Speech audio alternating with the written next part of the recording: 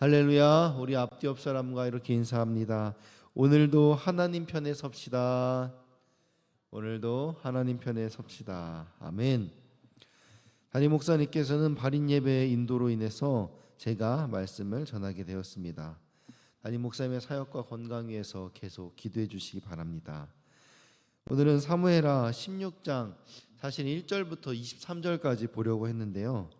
말씀이 좀 많아서 1절만 같이 읽고 이제 한 절씩 살펴보면서 함께 누구의 편에 서는가라는 제목으로 하나님 말씀 나누기 원합니다. 지난 시간 사무엘하 15장까지 살펴보면서 다윗의 아들 압살롬이 반란을 일으켜 이스라엘이 정복당한 이야기를 우리가 함께 살펴보았습니다. 다윗은 급하게 예루살렘을 빠져나와 감람산에 이르렀어요. 오늘 본문은 이 감람산을 넘어 요단강 근처까지 이르는 동안 이 다윗의 실패를 보며 두 갈래의 편으로 나뉘었던 사람들의 이야기를 그리고 있습니다. 오늘 말씀을 통해서 우리는 누구의 편에 설 것인가를 고민하며 하나님의 음성을 들을 수 있는 귀한 시간 되기를 소망합니다. 우리 말씀 1절, 2절 같이 읽겠습니다. 시작. 다윗이 마루턱을 조금 지나니 무비보셋의 종 시바가 안장 지운 두 나귀에 떡 200개와 건포도 100송이와 여름과일 100개와 포도주 한 가죽 부대를 싣고 다윗을 맞는지라. 왕이 시바에게 이르되 내가 무슨 뜻으로 이것을 가져왔느냐 하니 시바가 이르되 나귀는 왕의 가족들이 타게 하고 떡과 과일은 청년들이 먹게 하고 포도주는 들에서 피곤한 자들에게 마시게 하려 함이니이다. 아멘. 다윗이 이제 감람산 마루턱을 조금 지나고 있을 때 무비보셋의 종 시바를 만나게 됩니다. 다윗은 이 무비보셋의 종 시바가 가져온 나귀 2마리, 또 떡 200개, 건포도 100송이, 여름과일 100개, 그리고 포도주 한 가죽 부대를 받았어요. 그런데 이것은 예전에 보면은 다윗이 그 사울에게 쫓겨 다닐 때 그때 아비가일이 가져왔던 음식의 양하고 비교하면은 많이 부족합니다. 그러니까 지금 사실 이 시바는 또 무비보셋의 종이면서 무비보셋의 재산을 관할하고 있기 때문에 또 지금 다윗이 쫓기고 있는 상황에서 어떻게 보면은 좀 필요한 식량들 며칠 동안을 그렇게 더 먹을 수 있는 것들을 또 충분히 챙겨온다라고 하면은 아비가일이 가져왔던 것만큼 또 그 이상으로도 챙겨올 수 있었을 텐데 이렇게 좀 부족했다는 것은 지금 이 시바가 형식적으로 지금 다윗을 섬기고 있다는 것을 암시합니다. 다윗은 이런 시바에게 이것이 무엇인지 물었고 시바는 다윗과 그의 가족 그리고 그와 함께한 자들을 위해서 가져온 것이라고 대답했습니다. 나귀는 왕의 가족이 타고 음식은 소년들이 먹게 하고 포도주는 광야에서 기진한 자들이 마시게 하라고 했어요. 다윗을 위해서 매우 꼼꼼하게 준비했다라는 것을 마치 티를 내면서 하나하나 일러주는 겁니다. 그런데 다윗은 이런 시바의 설명이나 음식보다는 무비보셋의 행방에 대해서 더 관심을 가졌습니다. 당연히 시바가 가져온 것이니까 이것이 무비보셋이 보내준 것이라고 생각해서 그러면 너의 그 주인이 어디 있느냐 이렇게 물어보는 거죠. 우리 3절 4절 같이 읽겠습니다. 시작. 왕이 이르되 내 주인의 아들이 어디 있느냐 하니 시바가 왕께 이르되 예루살렘에 있는데 그가 말하기를 이스라엘 족속이 오늘 내 아버지의 나라를 내게 돌리리라 하나이다 하는지라. 왕이 시바에게 이르되 무비보셋에게 있는 것이 다 내 것이니라 하니라. 시바가 이르되 내가 절하나이다.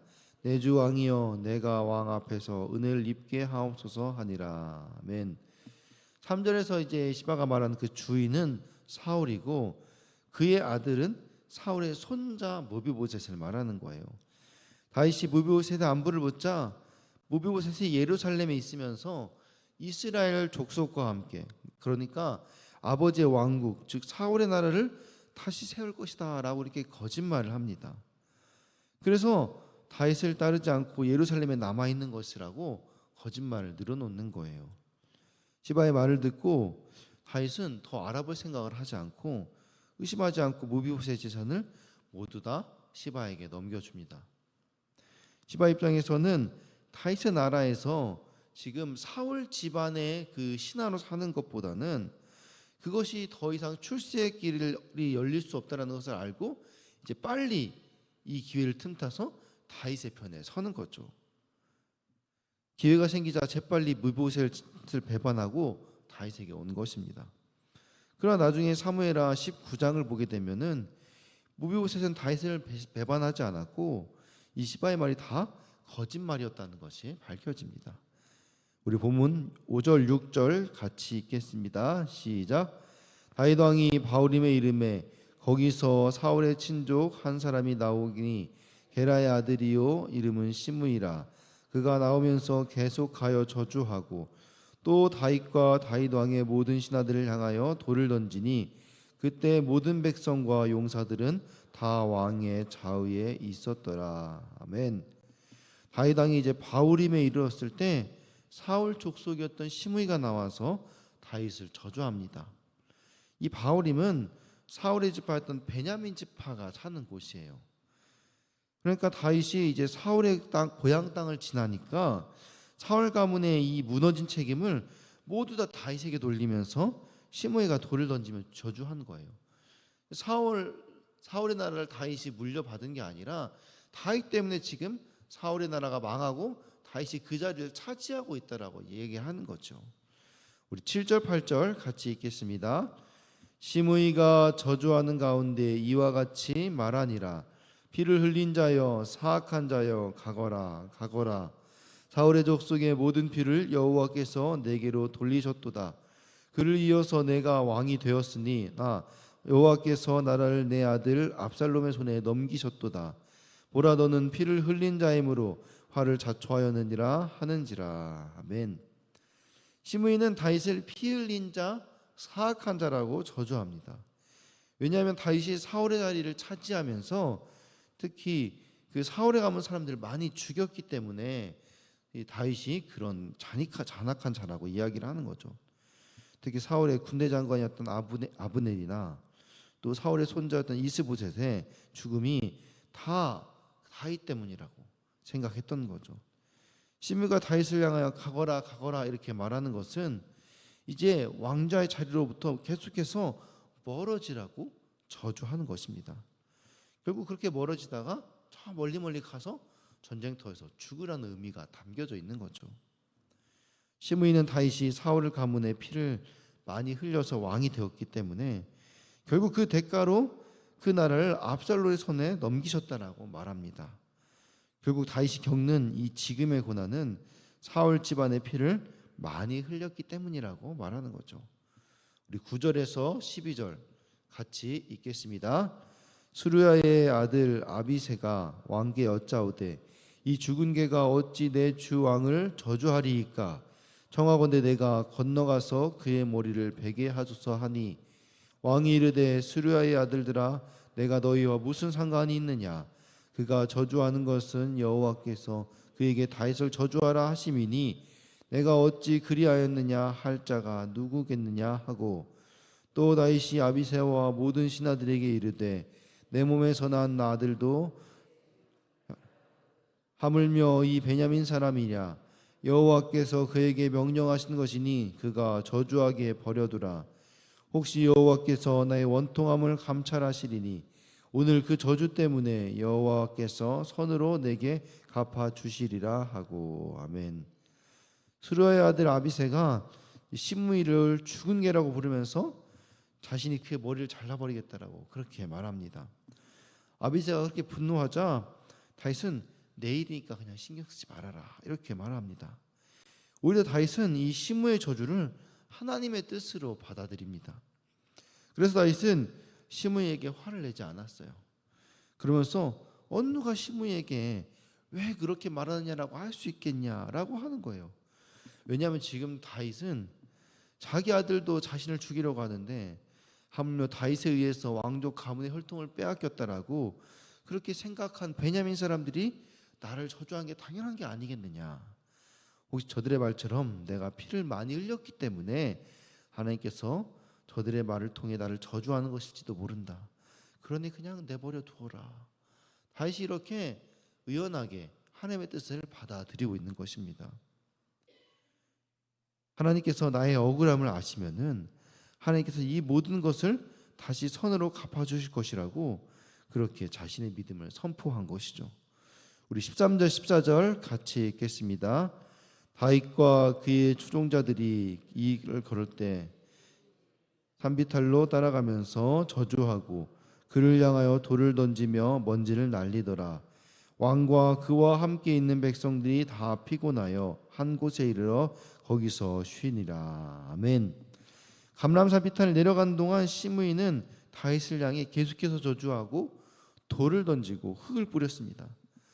그렇게 감람산을 지나 왕과 모든 백성들이 피곤하여 이제 그 자리에서 쉬었는데 이 자리가 요단강을 건너기 전 마지막 도착할 그 장소였습니다.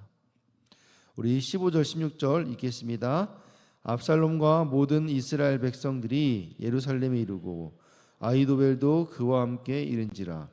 다윗의 친구 아렉 사람 후세가 압살롬에게 나아갈 때 그에게 말하기를 왕이여 만세 왕이여 만세 하니. 아멘.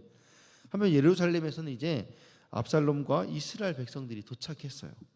그곳에는 다윗의 참모였던 아히도벨도 있었습니다. 다윗이 예루살렘으로 돌아가 압살롬 편에 서라고 그렇게 정보를 또 전해달라고 했던 그 요청했던 후세가 이제 또 마침 압살롬에게 접근합니다. 후세는 왕이여 만세 왕이여 만세라고 소리치면서 압살롬으로 다가가는 거죠. 이것은 단순한 인사가 아니라 충성의 맹세입니다. 우리 17절에서 19절 같이 읽겠습니다. 압살롬이 후세에게 이르되 이것이 내 친구를 대우대하는 것이냐 내가 어찌하여 내 친구와 함께 가지 아니하느냐 하니 후세가 압살롬에게 이르되 그렇지 아니하니이다. 내가 여호와와 이 백성 모든 백이스라엘 택한 자에게 속하여 그와 함께 있을 것이니이다. 또 내가 이제 누구를 섬기겠나 그의 아들이 아니니까 내가 전에 왕의 아버지를 섬긴 것 같이 왕을 섬기리이다 하니라. 아멘. 압살롬 후세에게 왜 너는 너의 친구였던 다윗을 따라가지 않았냐라고 물어봅니다. 후세는 하나님과 이스라엘 모든 사람이 선택한 압살롬에게 나도 속하길 원하고 계속 머물 것이라고 말합니다. 그리고 후세는 왕의 아버지 다윗 섬긴 것처럼 압살롬도 똑같이 그렇게 섬기겠다라고 다짐하는 거죠. 우리 20절에서 20절 읽습니다. 압살롬이 아히도벨에게 이르되 너는 어떻게 행할 계략을 우리에게 가르치라 하니 아히도벨이 압살롬에게 이르되 왕의 아버지가 남겨두어 왕궁을 지키게 한 후궁들과 더불어 동침하소서. 그리하며 왕께서 왕의 아버지가 미워하는 바 됨을 온 이스라엘이 들으리니 왕과 함께 있는 모든 사람의 힘이 더욱 강해지리라 하니라. 아멘. 압살롬은 이제 아히도벨에게 앞으로 어떻게 해야 될지라 자문을 구합니다. 아히도벨은 다윗이 왕궁 관리를 위해 남겨둔 그 후궁과 동침하라고 말했습니다. 그러면 다윗이 압살롬을 더욱 미워하게 될 것이며 그로 인해서 압살롬이 다윗을 강하게 압박하는 것처럼 보여서 부하들이 사기가 올라갈 것이라고 그렇게 조언합니다. 아주 잔인한 방법들을 제안하는 거죠. 우리 마지막으로 22절에서 23절 같이 읽겠습니다. 이에 사람들이 압살롬을 위하여 옥상에 장막을 치니 압살롬이 온 이스라엘 무리의 눈앞에서 그의 아버지의 후궁들과 더불어 동침하니라. 그때 아히도벨이 베푸는 계략은 사람이 하나님께 물어서 받은 말씀과 같은 것이라. 아히도벨의 모든 계략은 다윗에게나 압살롬에게나 그와 같이 여겨졌더라. 아멘. 이에 부하들은 아히도벨의 계략을 더욱 부추기기 위해서 이제 아예 옥상에 장막을 치면서 압살롬을 위한 무대를 깔아줍니다. 압살롬 모든 이스라엘 사람들이 다 볼 수 있는 그 옥상 장막에서 다윗의 후궁들과 동침합니다. 그런데 놀랍게도 그 장막을 설치한 그 장소가 다윗이 밧세바를 지켜보았던 바로 그곳이었습니다. 아히도벨은 최고의 지략가로서 다윗과 압살롬은 그의 말을 하나님의 말씀을 신뢰했습니다. 지금 다윗의 그 밧세바 사건으로 인해서 여기까지 오게 되었는데 결국 이 모든 이 불행들이 결국 그 장소에서 이루어졌고 하나님께서는 그 장소에서 다시 한번 다윗의 치욕을 보게 하신 것이죠. 누구의 편에 서느냐, 누구의 이야기에 참여하느냐가 생사를 결정합니다. 인생은 선택의 연속입니다. 그것들이 쌓여서 오늘의 내가 되었고 나의 성품과 가치관을 만든 것이죠. 그런데 그 선택들을 평가하는 지배적인 기준과 이야기 그리고 가치들이 있습니다. 다윗의 실패를 두고 사람들의 반응은 저마다 달랐습니다. 그들은 어떤 기준으로 왜 그렇게 선택했을까요? 무비보셋의 종 시바는 사울의 손자 무비보셋의 종이었어요. 그런데 왕권을 잃고 도망치는 다윗을 찾아와 주인 무비보셋을 비난하고 먹을 양식을 건네며 다윗에게 충성을 맹세했습니다. 반면에 사울의 친족 시므이는 다윗을 향해 돌을 던지며 저주했습니다. 사울의 죽음의 책임을 다윗에게 돌리며 다윗의 실패를 기뻐했던 거죠. 그러나 다윗은 이런 시므이의 저주에 의연하게 반응했습니다. 다윗의 부하 아비새가 시므이를 죽이려고 하자 다윗은 오히려 시므이의 저주가 하나님의 뜻일 수도 있다라고 그냥 두라고 말하는 거죠. 이때 다윗이 바란 것은 시므이를 향한 하나님의 심판이 아니었습니다. 자신의 잘못을 받아들이는 그 자신을 향한 하나님의 자비하심이었어요. 다윗은 지금 자신의 권력을 찾는 것보다도 하나님을 되찾고 싶었던 거죠. 한편 예루살렘에서는 호세가 다윗의 조언을 따라서 압살롬에게 굴복한 척 했습니다. 압살롬의 승리를 여호와의 승리로 해석하며 충성을 다짐했습니다. 그리고 아히도벨은 압살롬에게 다윗의 후궁들을 공개적으로 겁탈하게 하여 다윗을 자극하라고 지도합니다. 오늘 본문에서는 이렇게 다윗의 실패를 바라보는 많은 사람들의 시선과 선택들이 등장합니다. 왕권을 잃은 다윗 앞에서 끝까지 그에게 충성하는 자와 그를 버리고 해하려는 자, 그리고 그에게 모욕감을 주려는 자, 이렇게 다양한 선택들이 이어지는 거죠. 권력이 있을 때와 없을 때 참된 충성이 드러나는 법입니다. 그러나 다윗은 세상의 권력은 잃었지만 하나님만은 잃고 싶지 않았던 것입니다. 권력을 잃었을 때에도 그에게는 하나님만이 자신의 참된 왕임을 분명히 알고 있었던 것입니다. 오늘 우리도 이렇게 수많은 실패와 어려움 속에서도 끝까지 하나님만 나의 주되심을 신뢰하고 세상의 성공과 복이 영화보다 하나님을 더 사랑할 수 있는 충성된 종이 될 수 있기를 주님의 이름으로 축원합니다. 아멘. 시간 들은 말씀 기억하며 함께 기도하기 원합니다.